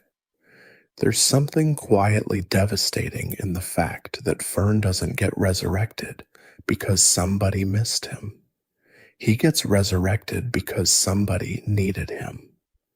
Those are not the same kind of return, and the show, characteristically, never makes you sit through a scene where anyone points that distinction out loud. It simply shows you Fern waking a second time into a body he never asked for the first time, now serving a war he has no real stake in beyond the borrowed anger he was made with, and lets you notice, on your own, how thin the line is between being brought back to life and being brought back into use. He dies again, this time seemingly for good, during the events of the series finale, and his remains take on the shape of a seed resembling the Finn sword itself. Finn and Jake plant that seed together. It grows into a massive tree, and inside that tree's branches, a millennium later, a restored version of the Finn sword is eventually discovered by two entirely new characters, Shermie and Beth, characters who exist so far into the show's future timeline that Finn and Jake themselves are, by that point, long gone. Here's where the true mystery sits, and it's confirmed rather than speculative, documented specifically in how the show's own wiki describes what remains unknown. It's still unclear which mystical attributes, if any, this restored Finn sword actually carries after growing for 1,000 years inside that tree, and it's entirely unstated whether those properties, whatever they turn out to be, will work for Shermie the way the original sword worked for Finn, raising the genuinely open question of whether Shermie might, in some sense the show is never clarified, be a kind of reincarnation of Finn himself, the way the show's own cosmology elsewhere establishes that certain forces, heroism among them, have chosen to incarnate more than once across different eras and different bodies. And then there's the detail that arrives even later in the Fiona and Cake spin-off in an episode titled The Worm and His Orchard, where Fern is confirmed to persist in some form as what the show describes this as a soul entity existing somewhere beyond his own apparent death, beyond his own resurrection and second death, still present in whatever way a being made of grass and borrowed memory is capable of being present once his body is finally, truly gone. What that presence actually consists of, whether it constitutes consciousness in any way comparable to what Finn or Fern once shared, or something thinner and stranger, a kind of afterimage rather than a person, the show has chosen not to specify. There's a small, specific detail from Fern's creation that's worth sitting with directly, because it's the moment his entire tragedy becomes visible in miniature. When the cracked Finn sword first merges with the grass sword in Reboot, what emerges isn't immediately Fern in any settled sense. It's a small, dreaming version of Finn, trapped inside the sword's own interior space, unaware for a stretch of time that he isn't the real one, waking gradually into an identity that was never fully his to claim. He remembers loving Jake. He remembers the tree fort. He remembers, presumably, some version of every quiet, ordinary morning Finn ever had, and none of it actually belongs to him, and he has to find that out the way you'd find out, slowly, that a memory you were sure was yours actually happened to somebody else and got handed to you secondhand, fully formed, with none of the context that would let you understand why it feels so real anyway. Fern's entire existence, from creation through two deaths through whatever comes after, is a story about a being who was never given the dignity of a fully explained self, and the show seemed to have decided consistently across every stage of his arc that this lack of explanation is the most honest way to tell his particular story. Some identities never do get fully resolved, made as they are out of someone else's leftover materials, and Fern's unresolved soul, wandering somewhere in the Fiona and Cake universe with no clear account of what it actually is, might be the single most fitting unsolved mystery this show ever produced, because it's a mystery about the impossibility of ever fully knowing yourself when you didn't get to choose how you were made. I want to end somewhere quieter than any of this, because I think the accumulation of all these unanswered questions laid next to each other the way we've laid them tonight points towards something the show believed about storytelling itself, something worth naming plainly before we close. Adventure Time could have explained all of this. It had 10 seasons, several miniseries, 4 Distant Lands specials, and an entire additional spin-off series to work with, and it used that time, demonstrably, to answer some of its hardest, strangest questions with real patience and real care. Simon's crown, Marceline's childhood, Jake's true parentage, the Lich's cosmic origin. These are not the mysteries of a show that was too disorganized or too rushed to follow through on its own world building. This is a show that closed loops constantly, deliberately, and beautifully, right up until the very last season, which means the loops it left open were left open on purpose. Martin's crime stays nameless because Finn's relationship with his father needed to stay permanently, unresolvably uncertain, the way real estrangement from a parent so often does, without a clean villain origin story to make the anger feel simpler than it actually is.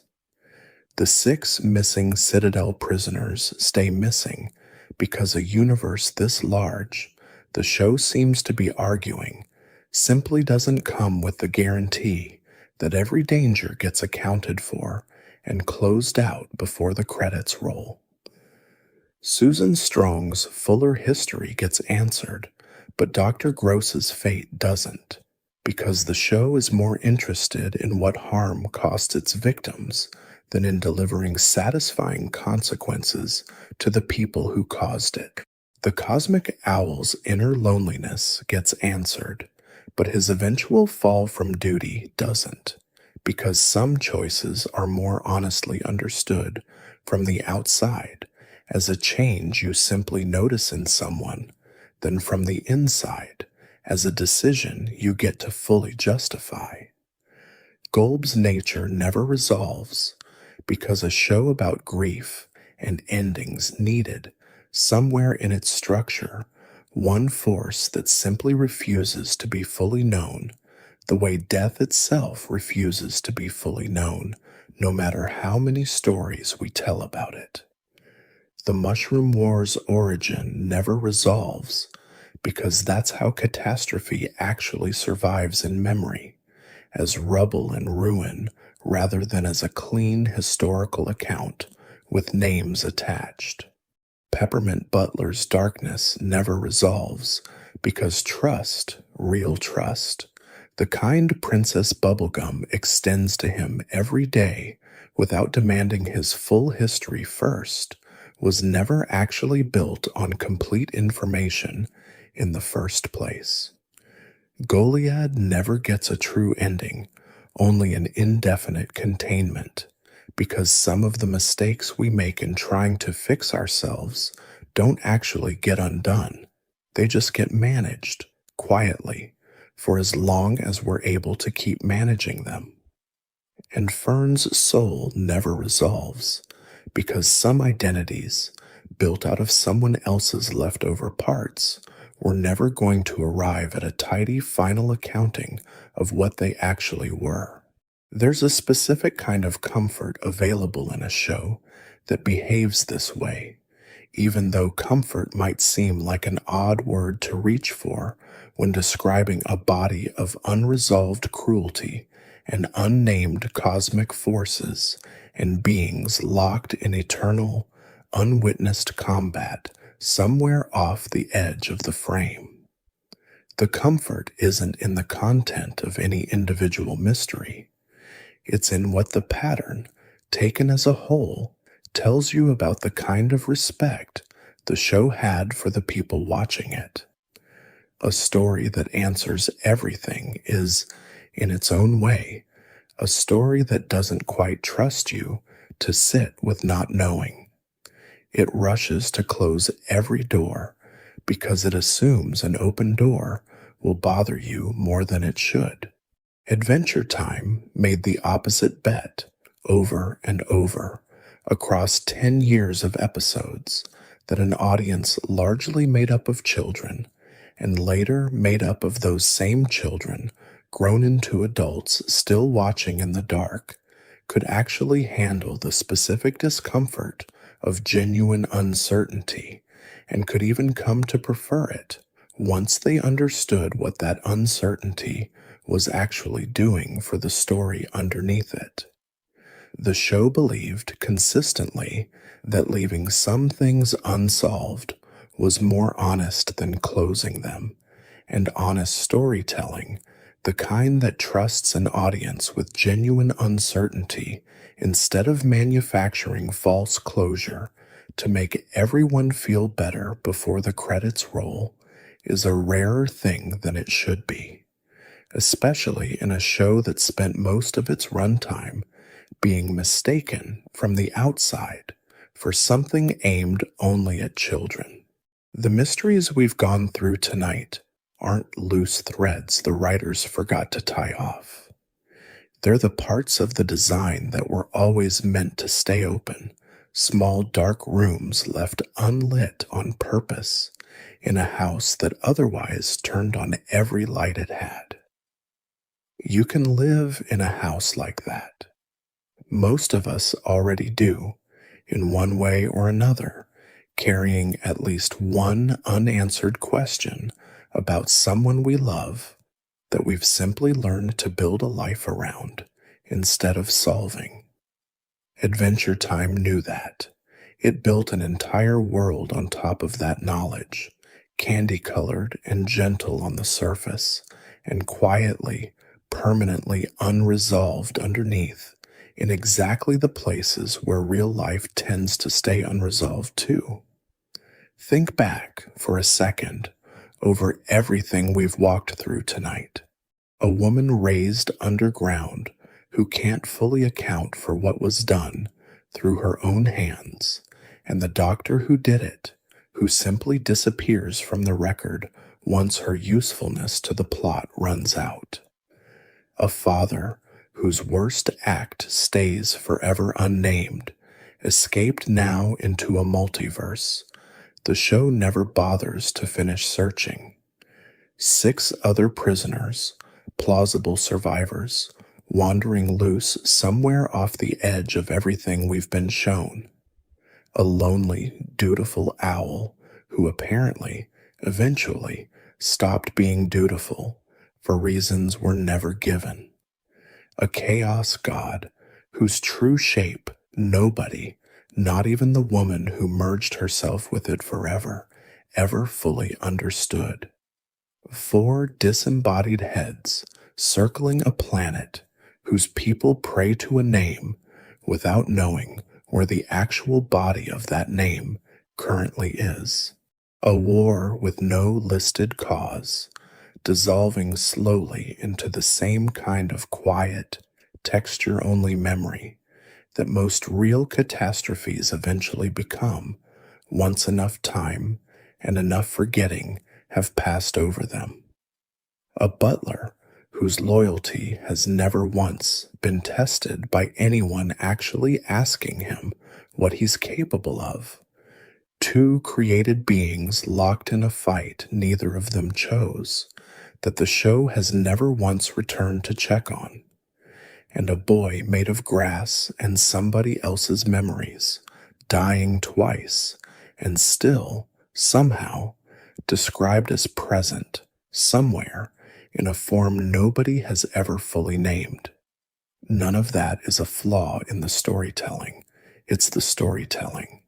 It's a show that understood, earlier and more completely than almost anything else made for its intended audience, that a story which explains absolutely everything about itself starts to feel less like a world and more like a machine, and that the difference between a world and a machine is exactly this: the presence of rooms you're never quite let into, people whose full histories you'll never get to hold, questions that stay open the way real questions about the people you love actually stay open for years, sometimes for the rest of your life, without that openness ever once stopping you from loving them anyway.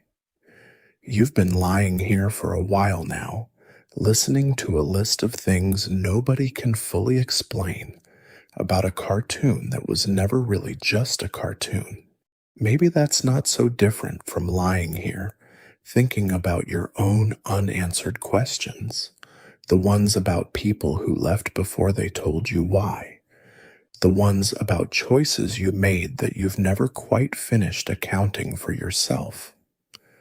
The land of ooh doesn't resolve those feelings. It just sits next to them for a while, patiently, the way a good friend does without insisting on an answer either of you actually has. That's it for tonight. If any part of this found something in you, a specific detail, a mystery you'd never noticed before, or one you'd noticed but never seen laid out quite this way, it would genuinely help this channel if you left a like on your way out and considered subscribing so the next one finds you too. Thank you for spending this much time in the dark with me and with the land of ooh. Rest well. The unanswered questions will keep. They've been keeping for 1,000 years already.